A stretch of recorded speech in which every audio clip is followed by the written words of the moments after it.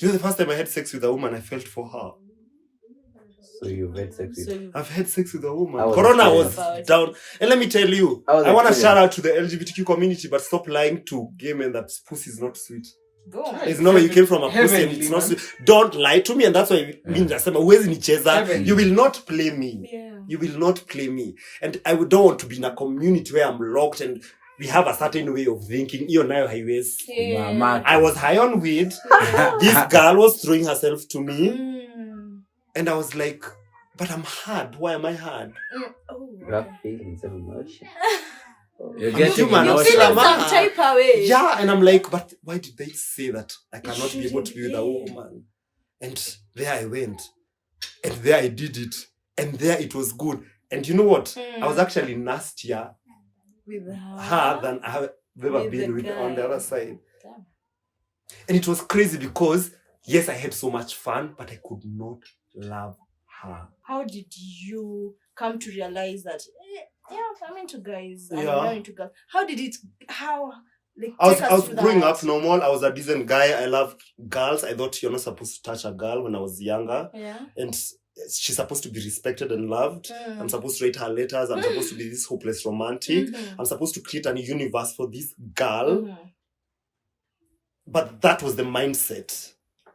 But then, sexually speaking, I wanted to kiss this girl. I wanted, yeah. But why did I want to do it again? Then comes high school. Yeah, society. Comes high school, and I'm in Form 2 or 3, and someone thinks I'm different from them, and they want to discover why I'm so different from them. Yeah, but remember, I am naive. I'm innocent. I don't know shit. I've never seen a coochie in my life. Never seen another person's private. In fact, I would hide. So there were girls involved. Then I go to high school, and someone dares to impose themselves on me sexually, and see it in a kata. Yeah, it's like I still want to be protected as a friend. Yeah. I don't want to lose a friend. It was a crazy thought. I remember thinking, what the fuck is going on? Yeah. Like, so and then it was foreign to you, Bado. It was still foreign to me, but people had hinted. Something. People are like, you're different. You're very feminine. Unaka miguu, like, is sitting. I think it has been addressed in my household. But then I love my uncle. He kept telling me, Gino ikao. Yeah. But you see, and my grandma would always say, Tiganake. People are not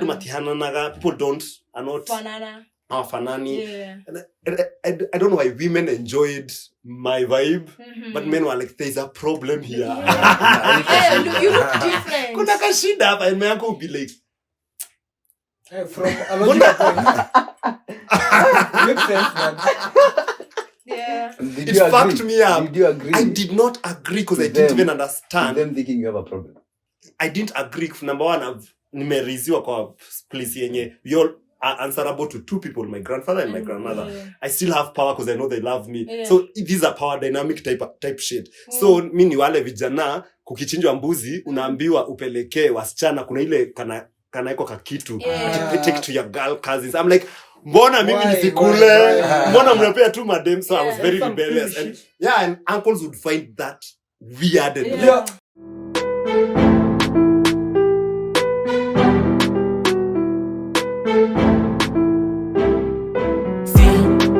Kwanga dem fine, Sally kwanga dem fine, Sally kwanga dem fine, Sally kwanga dem fine, nikija, nikikuita.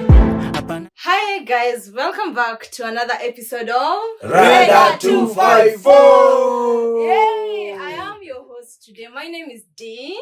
Visuals, man. Yeah. MC Mdava. And today on set we have Gino. we have our guest today. A round of applause for our guest. Yeah, so today we have someone very special on our show. Yeah. His name is Gino. Yeah. Gino Anjiro. Yes. Yeah, and I think that's just where we're gonna kick our conversation from. Yeah, I'm Gino. Gino. Yeah. Tell us. Gino Anjiro.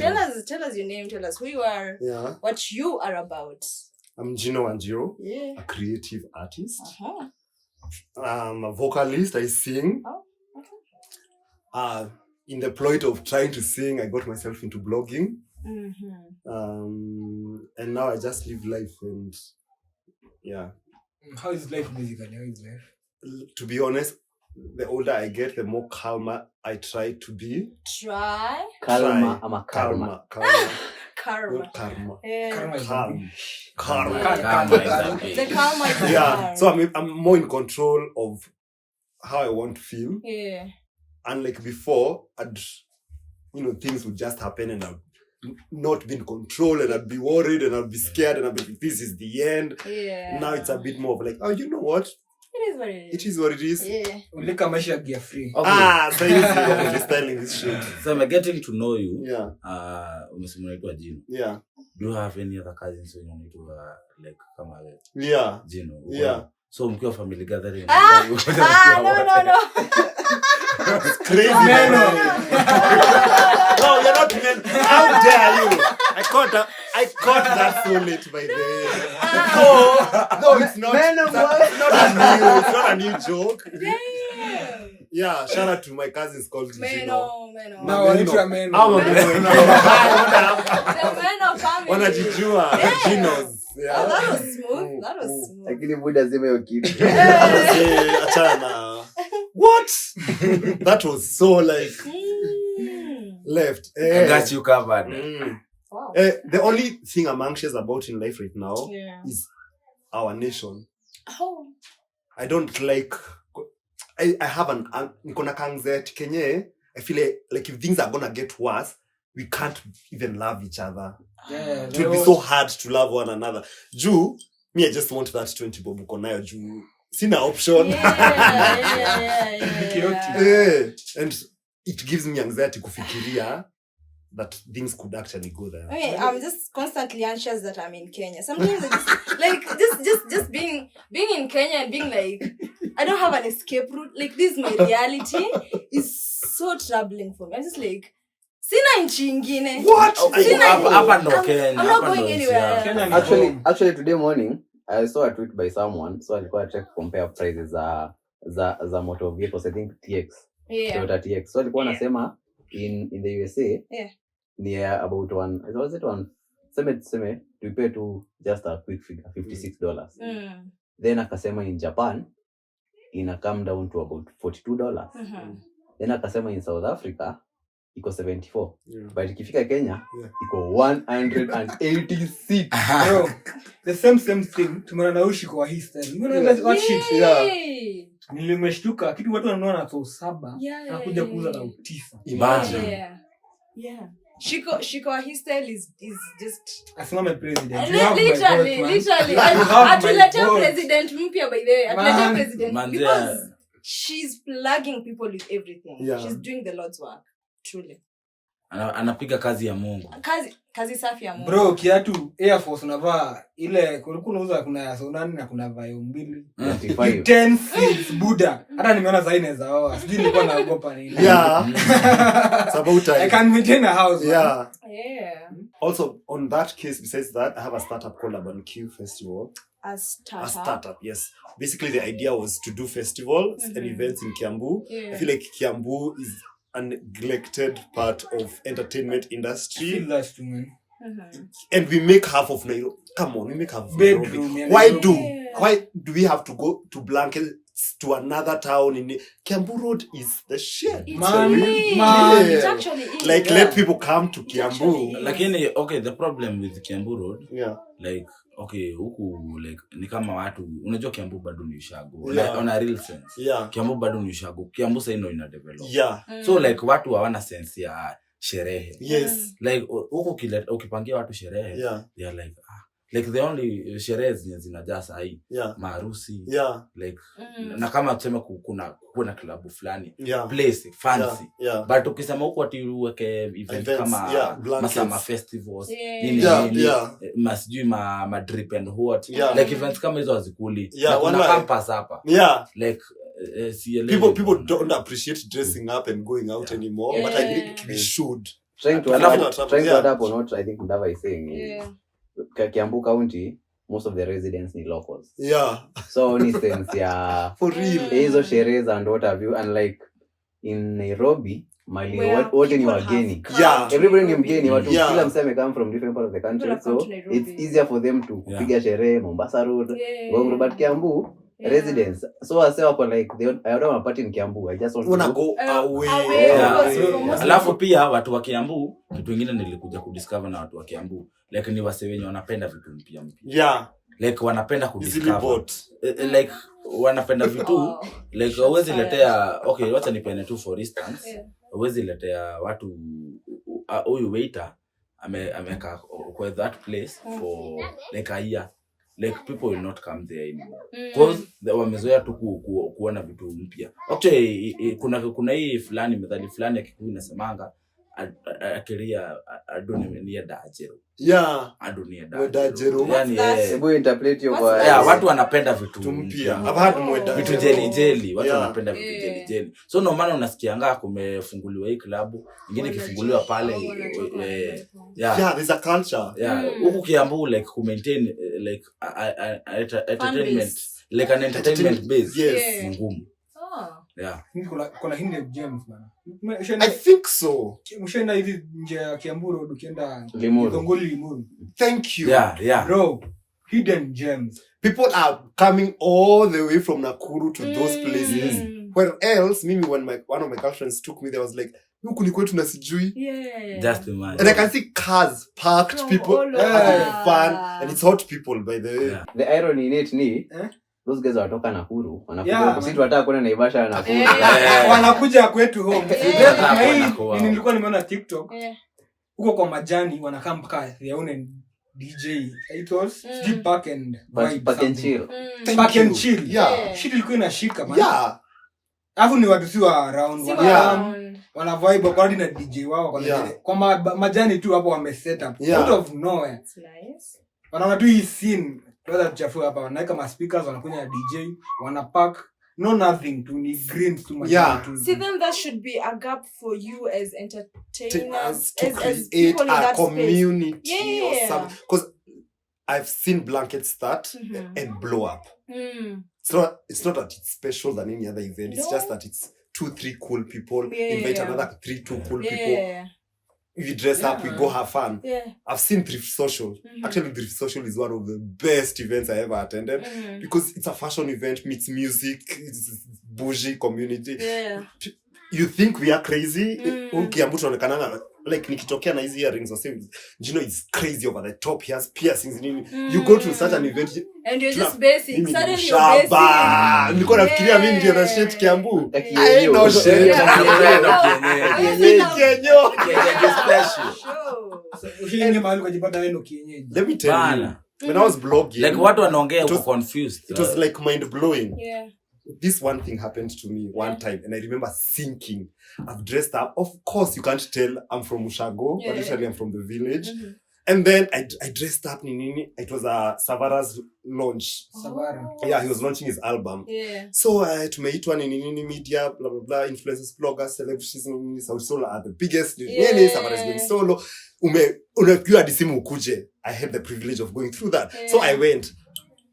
And we are interacting, after the event ikiisha, wase would disperse, wanaanza kuinteract, what's up. So I realized it's my turn to interact. Of course, I'd go say hi to Chimano, because we are friends and he's cool. And we talk a lot about fashion and Chiki, Bian's country. And so it was a crew. At one moment, nilijipata, nikiwa na Chimano, Bien, wife ya Nani, and all these people were talking about is how they've traveled. It's like, when I was in Germany, mimi niko tu hapo nafikiria lazima tufike commercial, upande hiyo matatu, depression ilinishikia pale Roe, nikipanda hivi I'm like back to where you belong. When I get to your body. And I remember hating that feeling, but also it was like, why was I getting attached to this vibe? When I've been at it, umekuwa, it never ends. It's formal. It's crazy. Like I remember thinking, guy, me the only farthest place nimeenda ni Kampala. Wow. You've been to Kampala. But I also remember thinking I could either sync with this moment or act like I belong here. Yeah. You know that, like I act belong here. I do. prefer? Do you mean like you live in the moment, ama? Exactly. Living in the moment. Not everyone faking it to. Not faking No, it, but fake like it just living the moment. Living the moment. To burn. You know, there's this thing called the burnout. Like burnout. Yeah. You can burn out. Yes. Kuna pesa aje Yes. Point. Yeah. Unaweza fika burnout. For sure. For like fact. Living in a cycle. But the moment you start living in the moment. Yeah. All this shit. Yeah, the shenanigans. Because I was thinking to myself, myself, not everyone has a privilege to be at a balcony somewhere chilling with these people. Yeah. I think I had done it for so long to the point it was starting to look normal. But also, kumbuka, I have financial insecurities. I have bougie insecurities. I have this. I want to fit in and be the coolest funny thing, person. It's your mind playing those games. Yeah. And the moment you become calm, it's the like, more you live in the moment, Yeah. the more life opens up. Yeah. It got to a place where now I'm enjoying. Now it's even celebrities coming to me and being like, oh, Gino. And it's like, you have to fucking calm down and enjoy. Nimepata hizo matatu zote kukuja kuboeka hapa. Nimekuja kutoanga sherehe. You know. Na lazima nikutie pale shifra. Unapiga shifra, unapiga makuata. Sasa nilipiga luku nikienda Nairobi nikakumbushwa back to sender. Yeah. So I had a lot of struggles, insecurities while I was blogging because it happened so fast. And then I didn't realize that I belonged in these rooms because everyone else was treating me like it. I did not believe because when I go back at home, shit is normal. That is so real. Shit is real normal. After dining with kings. Yeah, no one is trying to make you special. You think Shifra mtu ataka hapa afikirie Gino the blogger sijini. No one. Everyone is minding their own fucking business. Enjoying his own business. Wewe ukikuja hapo ulikuwa unajali. So you used to come and rap and have fun, drink. Na unaisha nikaa, you never seen these people again. And yeah, I detached a lot. I had also this syndrome when I was younger of wanting finer things in life, wanting the luxurious. It was a lot of TV was fed in my eyes and brain-wise. And I remember like not enjoying Ushago, not enjoying being in the leafy suburbs. Do you know what I mean? Yeah. And then you go out there and it's fun and then you start missing. Wait. Yeah, you just like... Na kule kwetu chini, I miss kukaa huko peke yangu, kuna breeze. I miss that peacefulness in the village. Yeah. And everyone minding their own business. And because now Nairobi, it's like, we have to up one on each other. You've dressed well, I can dress better. Yeah. It's a competition. Lakini by the way, watu utoka mbali sana. Like, ukiangalia in this life, watu utoka mbali. Like, I remember the moment tulijuana na this guy. Hiyo time nilikuwa katura hapa tu. Nilikuwa napiga tu ma freestyle. Nenda tu tunapatana wine and spirit, tunakewa instrumental kwa wine and spirit. Tunaroga. Like, and this guy, by the way, mimi hata sikuwa najua unakuanga blogger. Yeah. Hiyo time bado ulikuwa blog. So say your time I was going through my tunaongea na namwambia I was in there. You know what I hated during that time? Being told you are this great person. Yeah. Sasa sina hata mbao. Hey. Kwangu gas imeisha. And like also there's this idea people have when you're from the village and you come from a certain family. Wanakuwekea this. Uwezi kosa, uwezi kuwa. Unajua that thing is depressing as hell. Inawekea extra pressure. Because you have to keep up with the image. You have to keep up with the image. You have to keep up with people. I never used to interact with people before Corona, but Corona forced me to interact with people. You know, I appreciate that time because it socially opened me so much to the village, to what I was going through. I started like, nakwambia aje sasa, ili force me interact with the man huyo mwenye nilikuwa napita nikienda Nairobi. It was like, kumbe this person is fun. I'm experiencing this person different. Nilikuwa namuona na bro. Mimi Corona ndio ilinifanya nikuwe msanii. Kama si Corona, sidhani ningekuanga msanii because hapa ndo nilianza kufikiria naweza fanya production na bado nilikuwa shule. Nilikuwa like Corona imekam. So hakuna shule tena. Niko mtaani. So like nifanye nini? Like na nikapata kumbe nakuanga na talanta fulani. Before that nilikuwa nafanyanga poetry tu. But so hapa ndo nilikuja kusikiza akina Lamba Lolo, nikaanza kusikiza nini. Hizo magenge tondo zilikuwa zinakula time. Fanya poetry. What was in your mind? Wakati fanya for fun. ulikuwa unafanya? Ulikuwa unafanya kwa nini? Okay, nikianza poetry because nilianza poetry nikiwa class 4. Poem yangu ya kwanza niliandika nikiwa class 4. Ilikuwa itango The Right Path That Is True. Uliandika ama was it first mama ili come to? Yeah. Actually I don't know how it happened. Yeah. Na nilipiga hiyo kitu nikaenda shule hadi nationals. Walimu wakapewa nikapewa the certificate. Able to fast forward up to ile point tunaenda kupatana na the first president of Kiambu County. Yeah, the first president of Kiambu County. Mr. William Kabogo. Whoa! Nilimit Kabogo hiyo time. Sasa nilikuwa class 5 hiyo time. Sasa the moment nilimit Kabogo. And the moment, because this guy was really great. Me nikizoulizwa naweza sema this guy was really great. Because alikuwa ana explore talent. So this guy venye tulimit na yeye aliniambia niaje. Nimesikia kuna talent. Because nilijuanga yeye ndo akona event huko na nikachunguza story yake sana. I had to write poem yake. Nikamwandikia yake mzima. Personal. You got personal. You know, like this guy. You had to tap into emotion. Yeah. You know, and my facial expression. And my facial expression. Mpaka intonation. Intonation in English. Dear Governor. Adinaeka. Oh yes. Oh yes. Oh no. Bro. Kabogo William. The man, the first president of Kenya. Do you remember? Where's he relate? No, I didn't. I mean, I'm pretty new in Kiambu. Okay. But you've heard stories about him. Now since he was not my governor. Ni kama uniulize. You're not emotionally invested. Exactly. Ni kama uniulize Lonyangapuo. He could be. He's a funny character. I mean, you know that. No. He could be the greatest governor. He could have been the greatest governor of Turkana. But maybe that doesn't do a thing for me. Yeah. I'm just like, yeah, he's funny. Yeah, but it I was not really about the funny thing. Yeah. Ile time Kabogo mwenye anajua Kabogo na mwenye anajua Kiambu Hospital. Yeah. The moment that guy got into office, Kiambu Hospital was the best. He delivers. Wallahi, Kiambu Hospital imechapa. He delivers. You know what I was praying for? Like huko ulikuwa unafika unaatendiwa mara 3. Do you know what happened? I experienced Kiambu, and from that day, I changed the trajectory of my life about money. I was like, I want to be rich. I want to be able to afford shit. One time, kuna msee aligonjeka macho. Akaenda akapewa dawa kwa chemist. Kiambu Hospital, by the way, is the trauma. Like, amegonjeka macho, amepewa dawa na kwa clinic.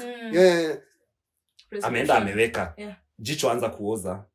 Damn. Jicho tengenezwa jifiche hivi sijui 1 week. This eyeball was falling apparently. So my godmom, shout out to my godmom, love you so much. She's all over my case. She's like, my grandma left you for me, you have to understand your role in whatever. Come take this girl to the hospital because I'll negotiate better, right? Mi nikaenda Kiambu Hospital. So the girl is hysterical. Blah, blah, blah, blah. Do you know what this guy told this girl? We are gonna, ijicho is dead. Tutakutoa tu kuweke ya mbuzi. That sounded funny, but I think that's what they do apparently. Yeah, happens. Umesikia venye tumemeo Kiambu? So the girl goes hysterical, she's emotional, she's crying. I'm gonna lose my eye. And I was so drained. I remembered like looking at her and being like, namhurumia, but I can't help. It's not too much. You feel helpless. Yeah. I remember running away and going to cry so that she also doesn't see that. You know, fast forward. So my goddad had that story. He happens to have chums and money and influential. He's like, chukweni Uber, mwende Kikuyu right away. Do you know something funny? They checked this girl and they fixed that eye and that eye can see. And I was done in Kiambu. That's how you know. That changed my thought. Mi nataka hiyo do. Money buys luxury. I've had so many people who've died because people are neglect. Yeah. Okay. Wacha niwape story. There is this time tumeenda my uncle aligongwa na gari. Aligongwa na gari hapa Kiambu town. After amegongwa na gari, hata ni juzi. After amegongwa na gari, like aligongwa like sura yake, kichwa ndo aligongwa sana. So like sura yake ilikuwa damaged sana. So the moment tumempeleka hosi, like dokie he is like, gojeni hapo kwa line.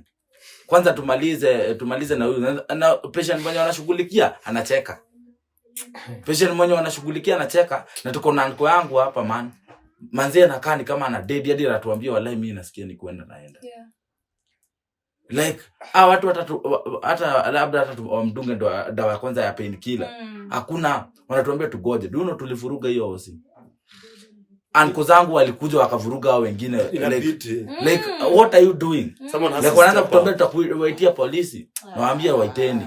I have this auntie. I love her so much, by the way, because I want to get to a place where I want to say I've healed. I want to get to a place where as a man I'm not crying of, shit would have been worse. But here I am. I am an orphan. I lost my mom when I was 6 years. It's not a sad story. I've gotten over it, please. I can talk about it. I lost my mom when I was 6 to the HIV pandemic, which she got from my dad. Why did I need to say that? I needed to say that because that's what my grandpa told me. And my dad, of course, being polygamous and all that, my mom got in the mix. I happened to be an only child, so I was raised by grandparents who were wealthy.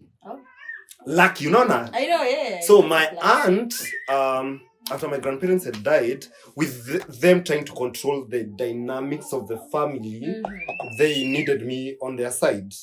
But they Kikuyu people, you're always fighting for wealth. Now, blah, blah, blah, and plotting against your brother and your sister.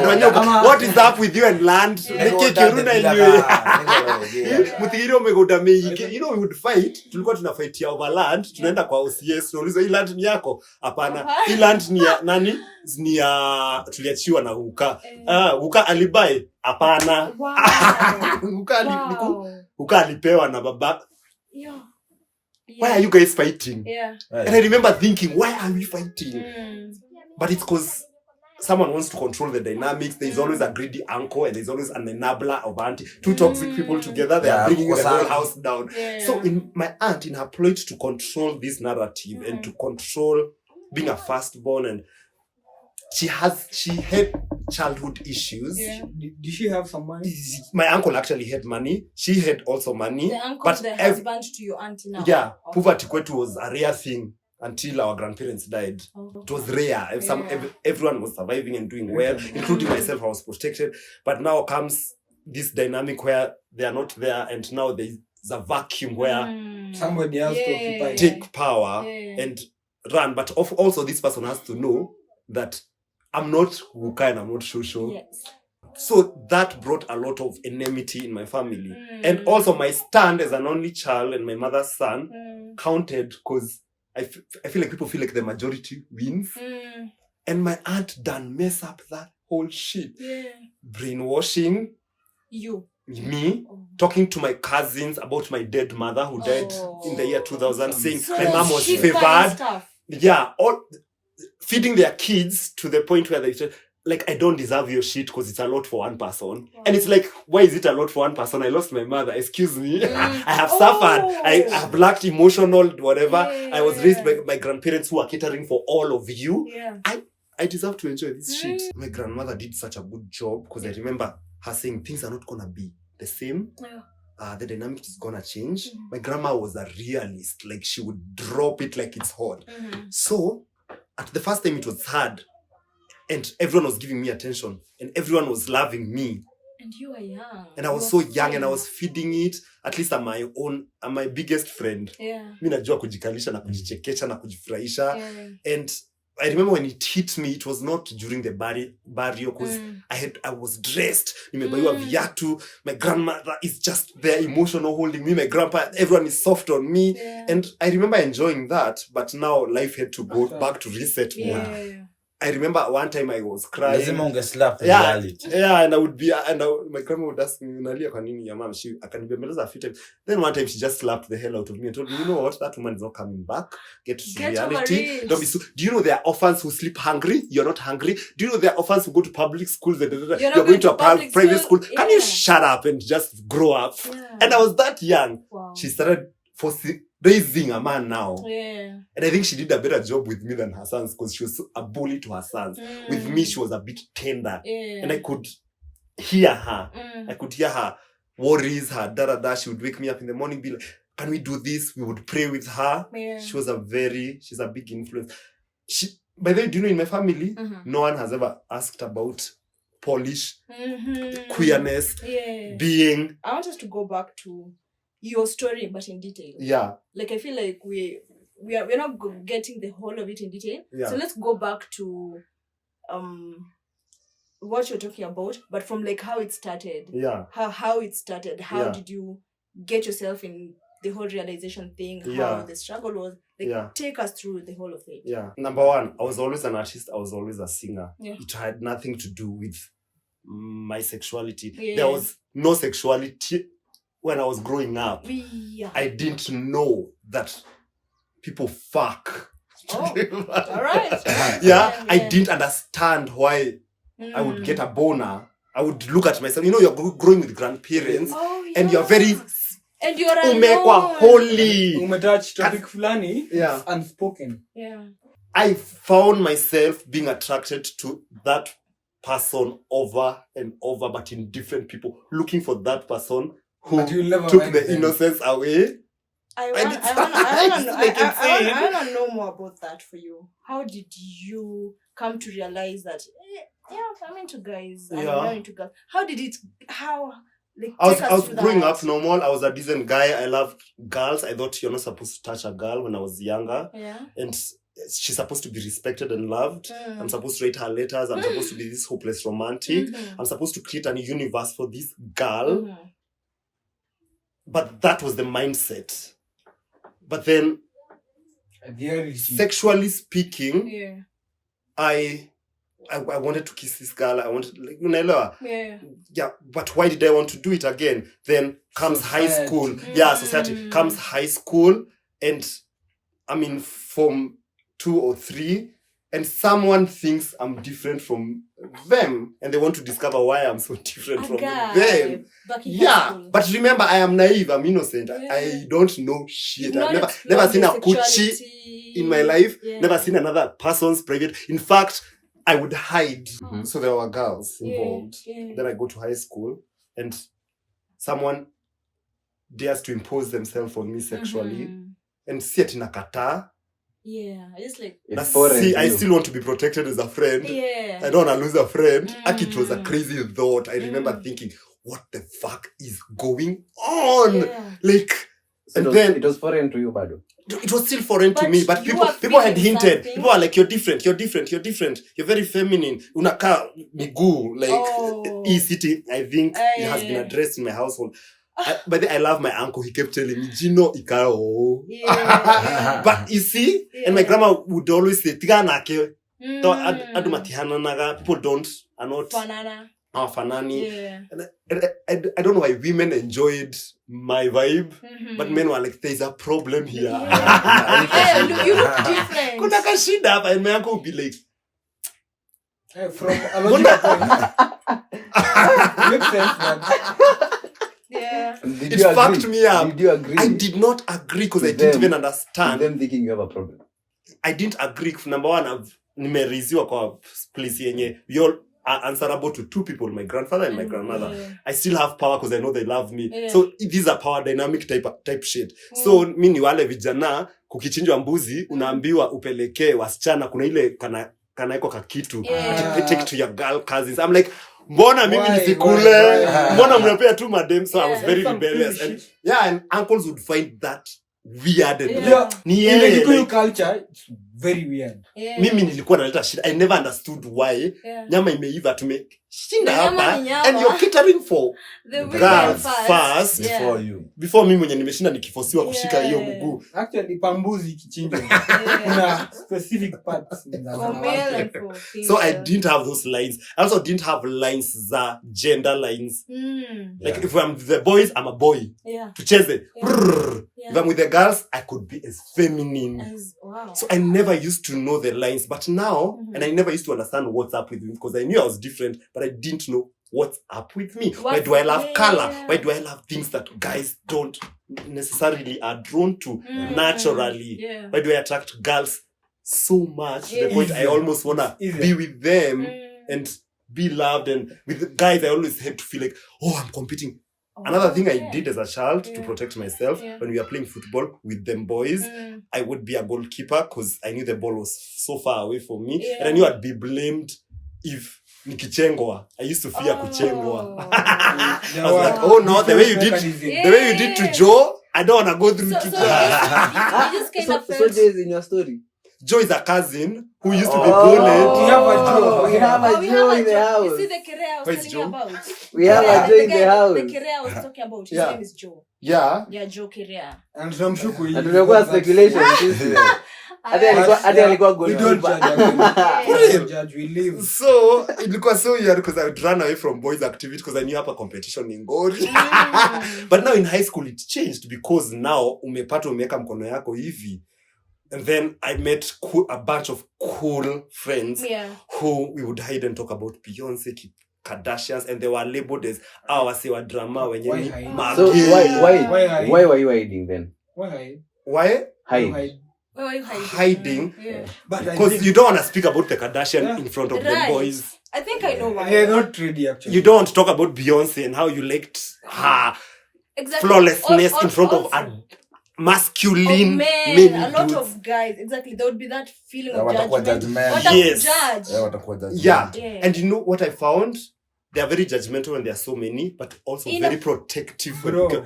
Ukiwa peke yako, very protective. Kuna msena kusumbua, usishtuliwe na anything. And I used to wonder, why am I being told this? Like there's an alarm for me. Yeah. But it was easy. So the touch was what was different.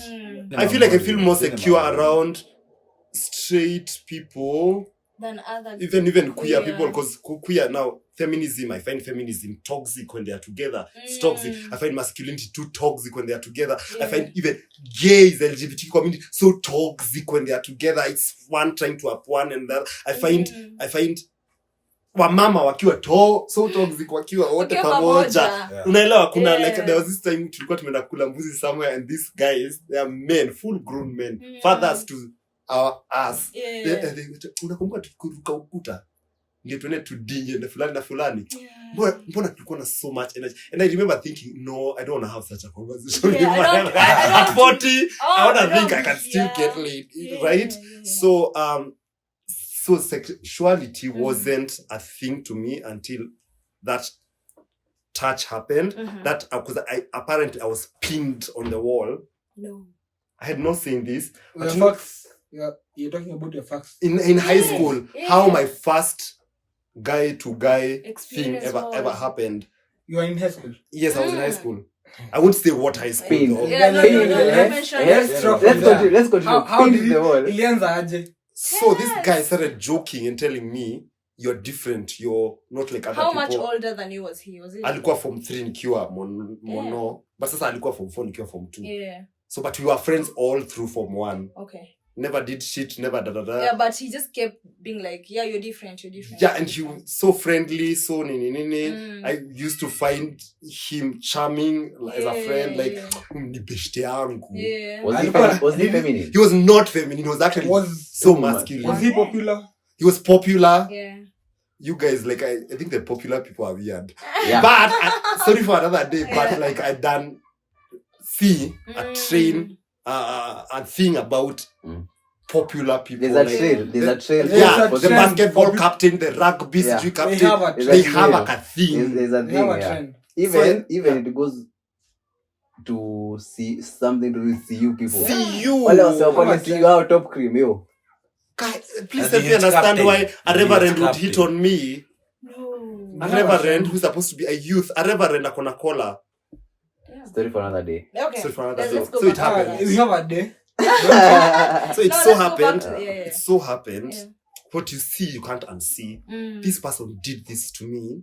It was so violating when it was happening because I didn't understand it. It was forced and non-consensual.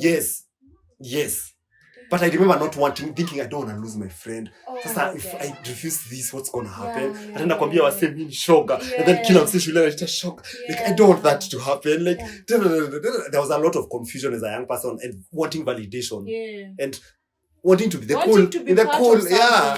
And being a dude, like I don't want my masculinity to be devaluated and ikuwe na sasa ule msini msenge hakuna kitu anaweza. I don't like that shit. So and you can tell I'm masculine. It's just that I'm feminine appearing, but I'm very masculine. Mimi ni mbaya.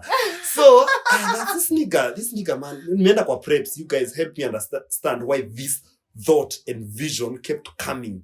Inakuja and I'm like, some lust about it that I like. So you got pinned. Yeah. You jump your points out to get you last thing. I'm not doing anything. I'm just watching this person aggressively do their thing and want to do things. And I'm like, but we can't do that.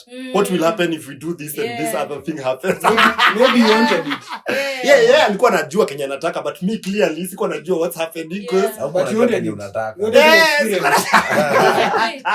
This was your first sexual encounter. Yeah. Ever. Yes. Wow. Yeah, you wanted the real time sexual encounter. Your first sexual encounter was with a guy. With a guy and who was not even asking. And I was dating girls and writing letters to them and telling them I love them and hoping that one day we'll get married and I can fuck them finally. Yeah. But someone came. Walikunyima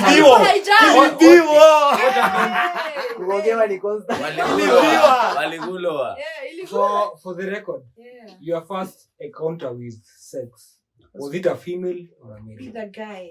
The first touch. Unajua kuna your first encounter with sex.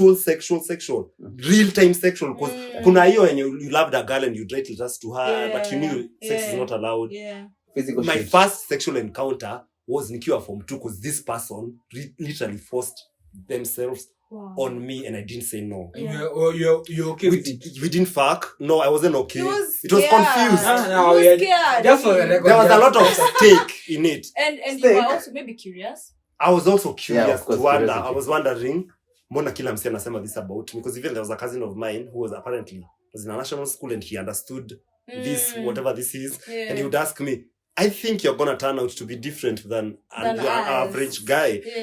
He would say that, I thank my cousin for introducing me to liquor, for allowing me to be. By the way, my family is amazing. It's just that I think their homophobia is really passive-aggressive. When it's required, they actually love me, but when shit goes down, it's like, Father, don't remind me you're gay. Really? Wow. They pull that card on me, and I'm like, tell me something new about myself that I don't know. Okay. Yeah. And by the way, you're dumb. You remember you're dumb. I'm the smart one in this family. You're dumb. So my defense mechanism is I'm smart, I'm brilliant.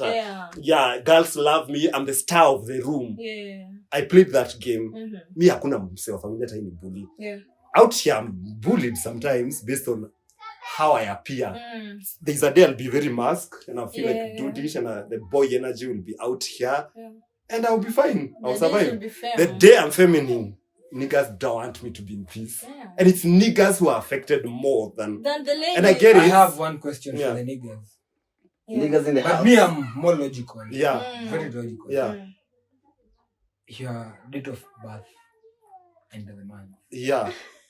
I'm an Aries. Yeah. So if you are Aries, when in Ndovu, you confront everything. Head to head. I remember one time acting like head to head. Thank you for that. Head to head. I remember. You know what's funny? Moment of silence. Some people have told me silently. I realized how men are visual and women are more like. Someone has told me, you have an interesting mouth. Oh, that's a guy. That's a guy. Of course, a bit drinks here and there, and it's like, I would want to see what you can do. That's a crazy motherfucker, man. That's a crazy person. I would say, head to head, man. Usherati is something you can't define. It has bloodlines. One step Very away. bloodlines. Because this is a person who I'd never... Actually, me, I get off. Nakutangwa now. I say when you like, they don't like me. The people I think I should stay away from one day have a way of showing up. And it's like, are you for real? Like, hadi wewe, like, acha hizo. Chorea bana. Relax. Acha hizo. I don't want to see you like that. I don't want to see you like that. Because it changes the dynamic. And that guy, that's what he did to me. It stopped now from friendship to this more you I like to now like, you know what it felt like? this is a constant abuser who's gonna come enjoy and live, enjoy, and I hated it. But that's not what broke the camel's toe. It was now after Form 4. Wait, you hated it, the experience. Did you enjoy it? How did you cope with I just enjoyed someone lasting on me. Bro, I enjoyed but that. If I had something, you hated the afterthought. It was guilty tripping. Yeah. Especially when he did not want to talk to me after it happened. Yeah. And especially when he went on a hate train to influence his boys, using his influence to seclude and hate me, and then keep coming back and wanting to abuse. And my understanding of men started there and then. Before that, I knew all guys are safe, all guys are amazing, they are cool people, blah blah blah blah blah blah. Yeah, they're like me. We don't want to hurt each other. Switch. To all men are dogs. But I do love it. Comes with a prize. It comes with a prize because we say, wow, man. Something was messed, definitely. Something was messed, and then it didn't help that now. Unajua kitu kitolewa badhi ya yeye now you can see other skeletons. So like now it's like I'll open a can of worms. No, now suddenly the basketball captain wanted head. I don't know how. Was he earning? How much was he earning? See, we in high school. High school, but you can tell somebody. Tunaweza sini wabeshi. Maybe ni rich kid. But unajua mfuko wangu ndio fika hapa. Ni rich kid ama most of them were like cool kids, but I tend to believe I was so spoiled in high school because all my aunts were giving me attention.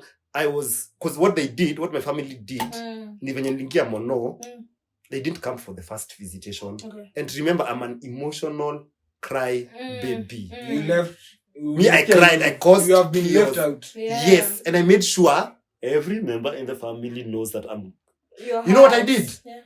Kuna Mama Eric. Shout out to Mama Eric. Mama Eric is a neighbor. She knows my family. She loves us. So she visited Eric, and I kept asking, no one is showing up on my family. Yeah. So this Mama Eric understands the situation. She's like, packs the chicken aside. Hey, you know, me and Eric are friends. R.I.P. Eric, he committed suicide apparently. Smart, brilliant.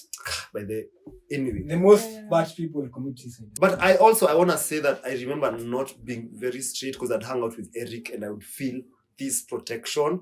And it almost made me feel like it's not a daddy issue. Excuse me, don't look at me like that. But you have daddy issues. I also have mommy issues. I get fixated over anyone who treats me like a mom. I also have daddy issues because he was not there in your life. But he was never there. Wait, so the figure, the grandma figure didn't really fit that space. Because it's still show and wuka. You can't. It's not gonna change. There's no one who can replace your mom. Yeah. Replace your dad. But then those two people are the only people who came close to solving that problem, but it was never solved. Lakini your mom ni possible. Yeah. Like she can fit your mom. Yeah, vizuri sana. Anajaribu, but she can't completely handle. Okay. Anajaribu, yes, for her part. There's no coming back from some situation unajipata kwa the. Bro, ndo nakwambia. Ndo nakwambia kama ujui. Yeah. Like kama mimi sikuwa najua. I grew up nikijua shosho yangu ni mama yangu. Yeah. But they have a way of loving. You know, grandma nilijua, so things got change.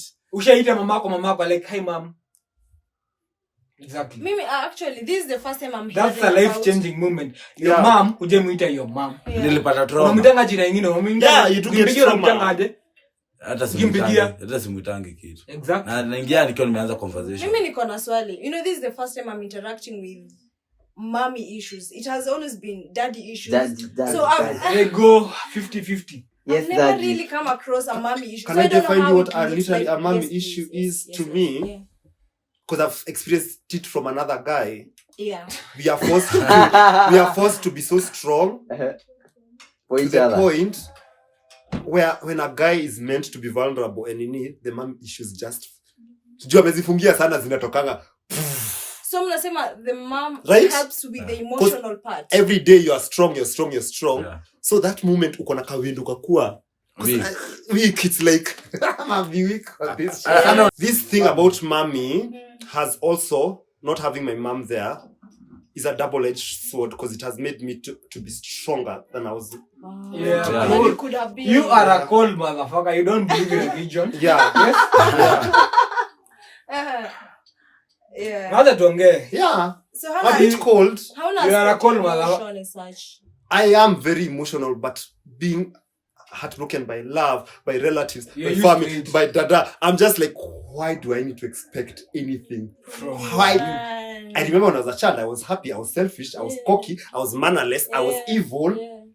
And I went back to reset mode and I was like, hii story ya kupenda. Hawezi zikutokelea juu ya heartbreak ama vitu za kufana.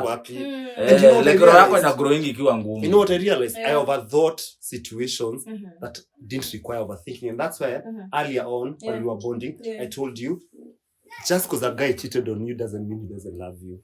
No, not a guy cheated on Man, this girl, me. They will never understand. They will never understand. Repeat again, please. Just because he cheated on you does not mean They he will doesn't never love understand. you. Do you know the first time I had sex with a woman, I felt for her. So you've had sex with I've had sex with a woman. was Corona serious. was down. And let me tell you, I want to shout out to the LGBTQ community, but stop lying to gay men that pussy is not sweet. There's no way you came from a pussy and it's not sweet. Don't lie to me, and that's why means huwezi nicheza. You will not play me. Yeah. You will not play me. And I don't want to be in a community where I'm locked and we have a certain way of thinking. Iyo nayo haiwezi. I was high on weed. This girl was throwing herself to me. And I was like, but I'm hard. Why am I hard? you have feelings so much. You're getting human. You feel some type of way. Yeah, and I'm like, but why did they say that I cannot be able to be with a woman? And there I went. And there I did it. And there it was good. And you know what? I was actually nastier With her than I have ever With been the with guy. on the other side. Damn. And it was crazy because, yes, I had so much fun, but I could not love her. That is a big dynamic. What? I think it's a dude thing.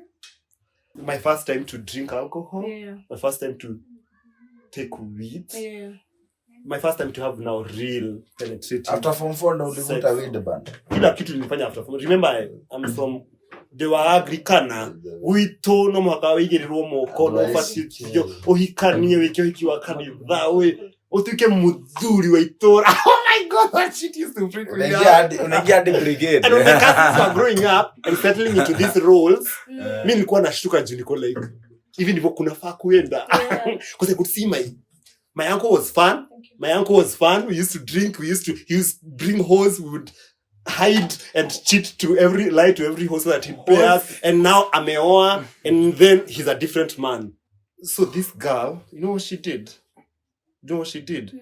And girls need to stop this shit. So it was Corona. I was alone. Of course, I was alone. Having a lot of fun. Yeah. She threw herself to me. She didn't mind my feminine energy. When I was masculine, she didn't mind it. She just thought I was being me. And then she started falling for me. So there are moments I would just see her doing things for me that are so humiliating. Wow. And I'm like, you don't have to do that for me. What do you mean humiliating? I mean, why do you want to wash my boxers, though? Come on, that's what I thought to myself. I thought to myself, like, don't do that. I won't allow any other human to wash the filth of my balls. Do you know what I mean? Yeah. Like, I don't want to get there. Anaosha njoti. And then what annoyed me more is because it wasn't genuine. It was for another. Okay. Another lay. I'm trying to stay here. Hajia na compete against the whole universe of men and women. I've hung around guys who have exposed me to their fellow friends, but still went on the back door and wanted some. But I never. And it has happened over and over and over to the point I'm like, it's a trait now. So this guy. So this guy is bashing you in the public, but when you are one-on-one with them, very protective. I want that thing. I want to know how it feels. Crazy. Let me ask you a question. Any guy who comes out protective to you, I'm not used to being protected as well. It's for my relatives. By the way, shout out to the male fraternity in my family.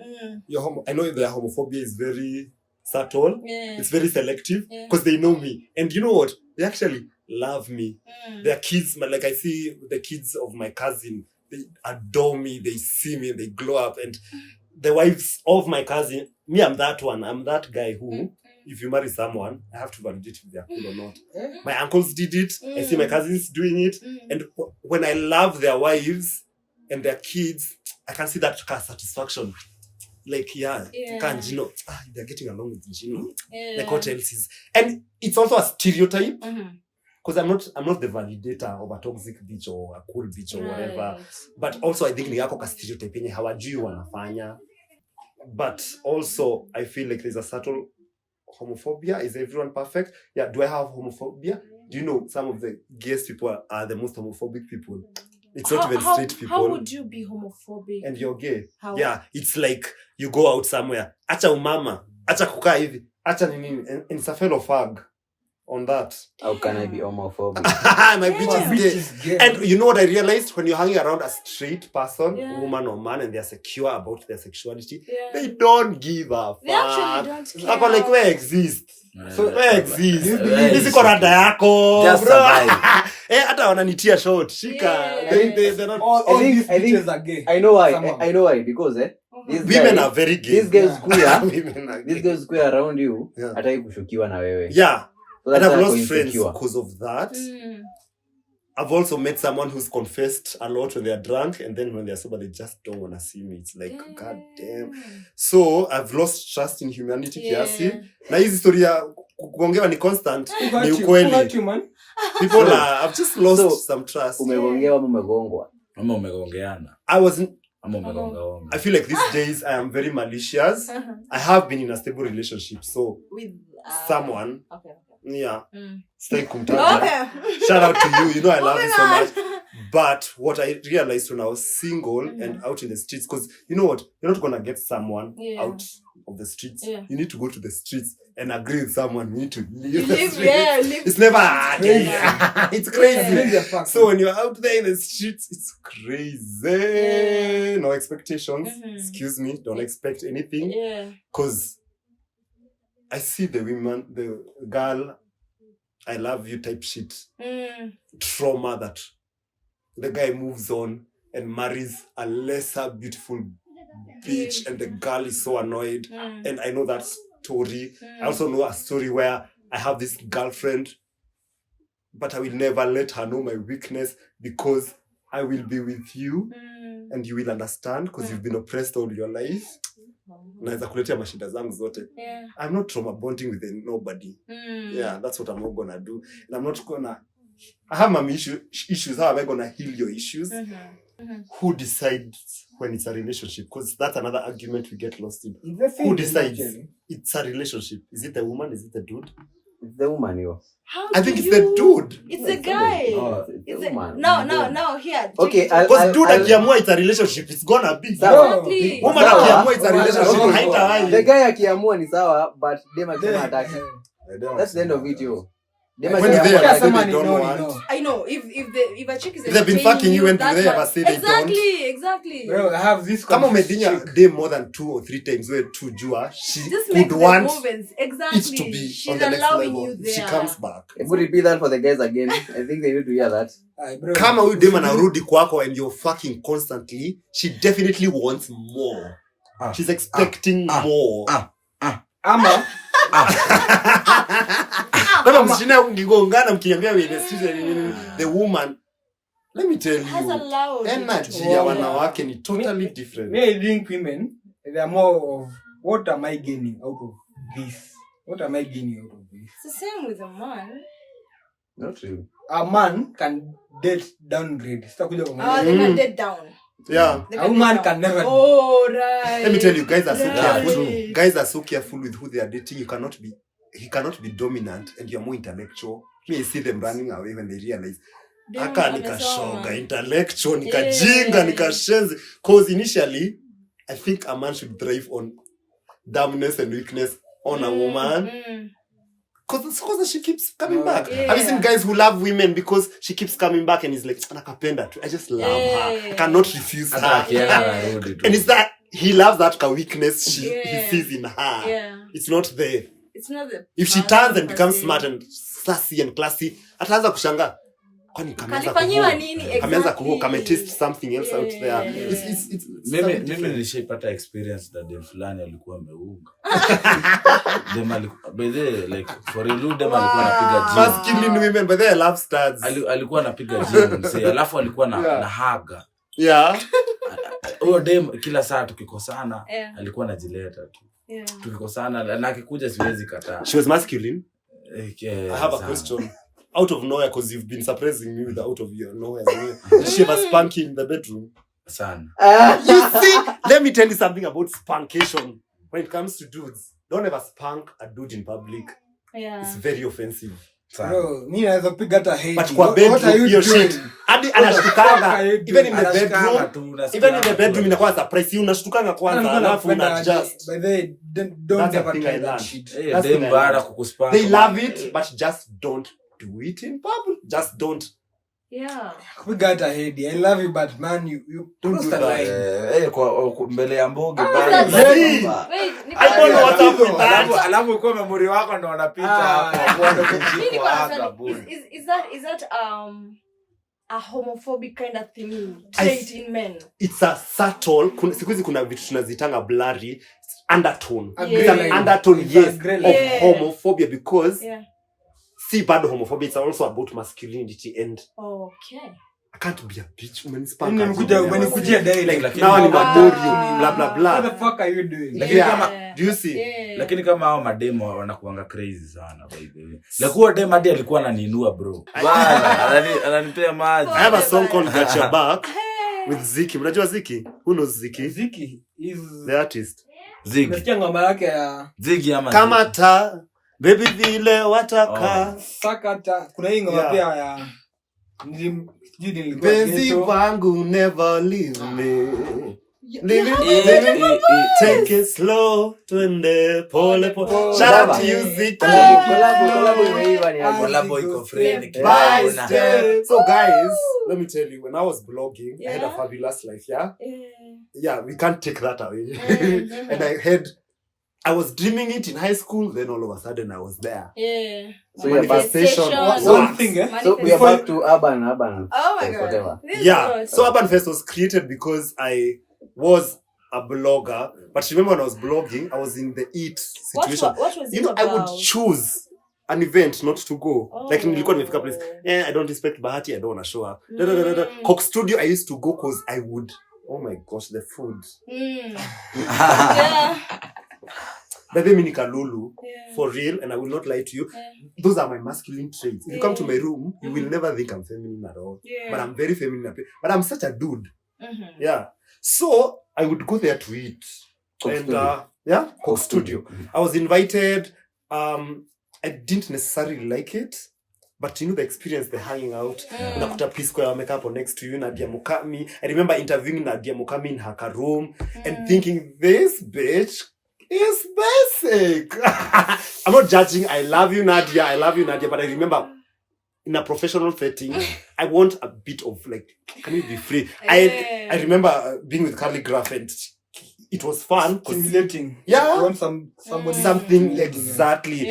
I'm hanging out with those Nigerian. Mr. Easy was fun. Mr. Easy was, I feel like that's hands down, that's the best interview I've ever done. Yeah. And you know it's free, it comes with free liquor, free good time, free VIP treatment. Yes, nitapanda mat nikifika commercial. Not forgetting the part. But I used to forget myself then najikumbuka nikirudi home. I'm like, wait, I need to drop the car. Such a depressing state. Like umetoka this high-end event, then ukiwa kwa bwana unaenda kuhit. Nilikuwa na kina nani? Sinajua roe. Hapo ni for reality sasa ilikuwa inakikimbia. Ubama madri sasa. Lakini artist sort of this guy. Tukipata na watu najua, sasa tukichukua picha pia na wewe. Usione ni kama pia you need to go ile mnachill, sherehe inaisha. Go your own way. You know then later you're like, I should have taken a picture with this guy. I should have taken what was funny? I'm glad I have memories of that. But it got to a place where chasing these celebrities was becoming boring. It's like, kutakuwa na pombe. Like now I started weighing how much am I making? Are they gonna pay me? Is there a package? Is there? I went to a Huawei launch. I got this new, so it became more material for me than the career. So back to it. Where we were. So my life was ruined. Sexual life was ruined like that. And then Corona is so magical because I got so super depressed. By the way, before Corona, because it happened on March, I had performed at Power 254 at a festival called Music Freedom Day.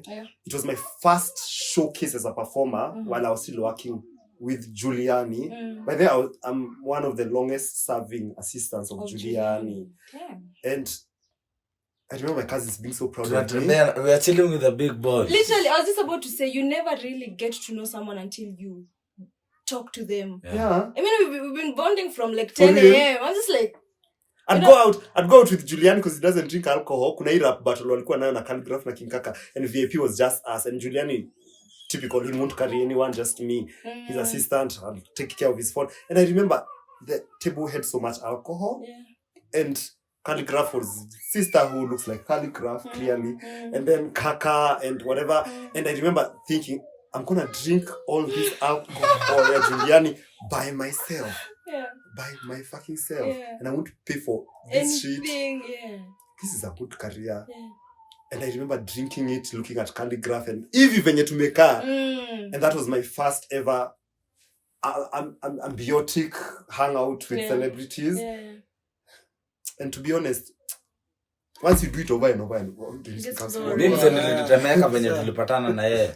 Like Baby Top. Like we beach pole. Like kulikuwaje huko Githongori kitu watu wa Murima si Githongori Dumberi imeweza mbaya, ilikuwa imeweza video such a revolution. So like like Koyo damu ilikuwa inajitokeza. I could feel it from the social. For some reason I should have been told. How tribal am I? I ran away pretending I don't know Kikuyu when I was in Nairobi and studying at the conservatoire, acting like this, and you can see my last name is Njino Wanjiro. So there was this one time, it was just English, blah, blah, blah, cool friends. What's up? When we hanging, are we going for Masaku Sevens? Pretentious as fuck.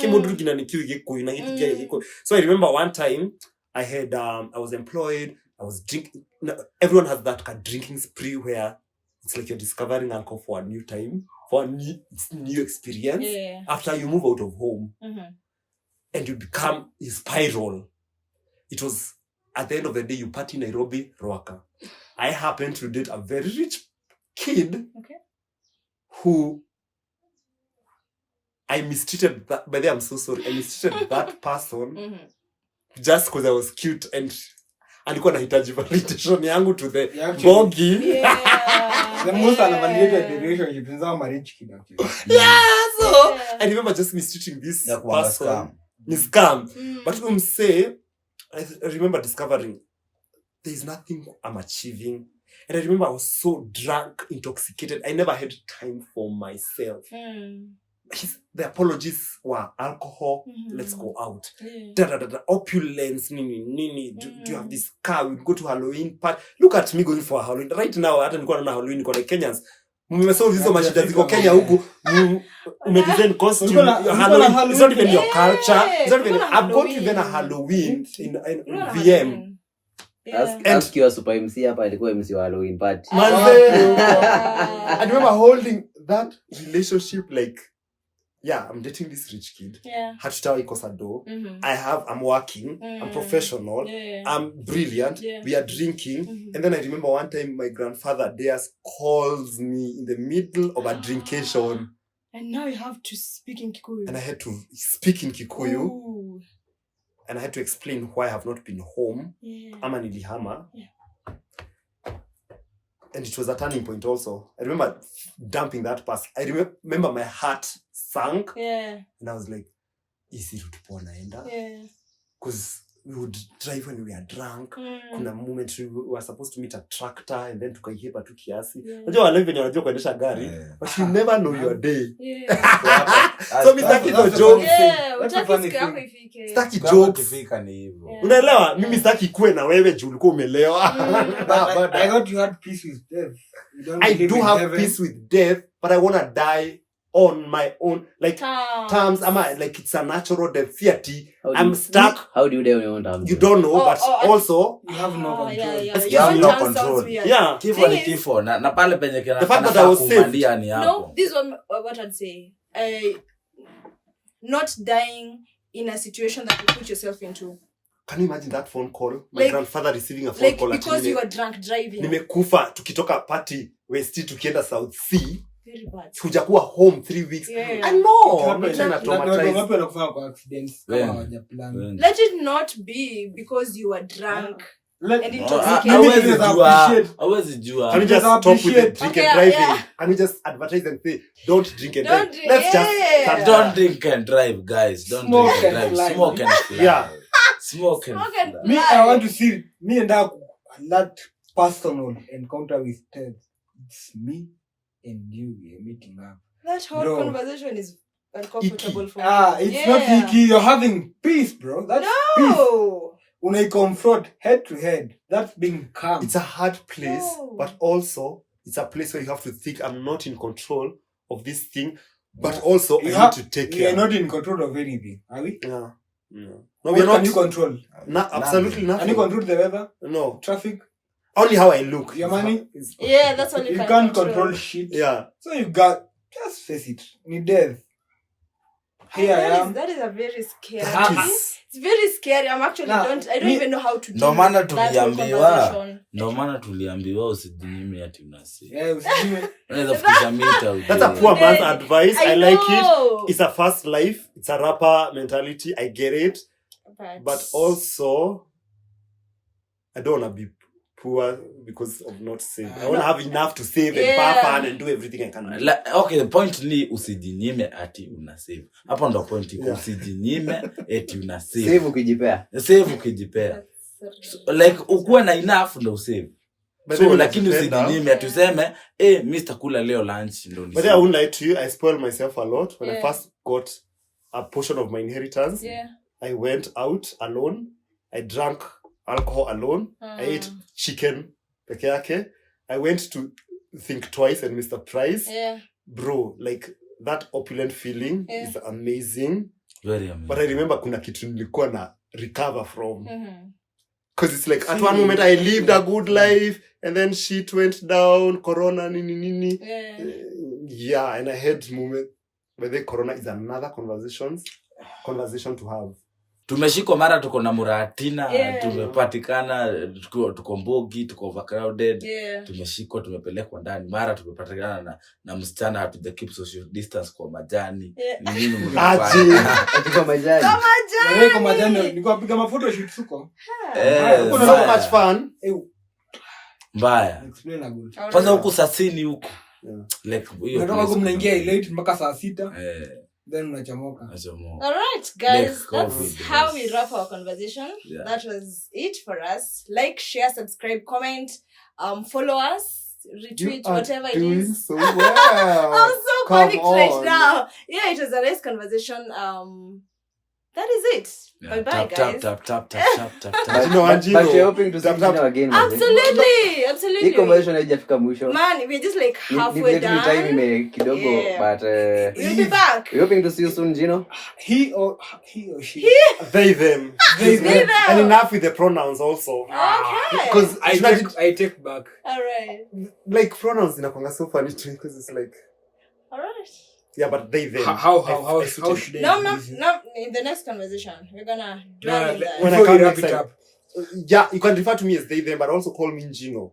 Better, right? Yeah, but I also don't want to be overly sensitive because none of that shit matters now. We need to take Ruto out of that seat. That is what matters right now. We need to survive. We need to look out for ourselves. Ruto must go. Yeah. It's not Ruto must go. Ruto must go. That's the focus. Ruto must. Nothing else matters. Right? Like, let's focus. Get that crazy motherfucker. That pure, yes. Even when you're getting laid out there, I always think, I'm getting laid. Anatuona kama matako yake. I like when guys say that because it tells me guys are angry now. Kisia mwanaume akisema ananiona kama matako yako unafikiria amethink how far. Sana. Yeah. To make sure amesweat haga. Siweka inakuja. Wow. Bye. Kuja maja kwa na favor. Hebu ndio mali alikuwa na. Kitu kuzeeka. Oh shit. Unaona anaenda tu Kasongo, Bali na Sema hiyo mnachukia jamaa. Bwana wewe. Wewe mzee anacheza. I have a special request, man. Bodyguard Ruto. Hey. Do us a favor. Controversy. Kumbuka. Will be a unaweza leta Game of Thrones Kenya. Game of Thrones shit like lakini huyu mzingi kwa kwanza hata Kidiki hakuwa anataka hata bendera zilikuwa zinamkataa zilikuwa I saw that alikuwa anxious mbaya. Me I read body movements. It's power that power.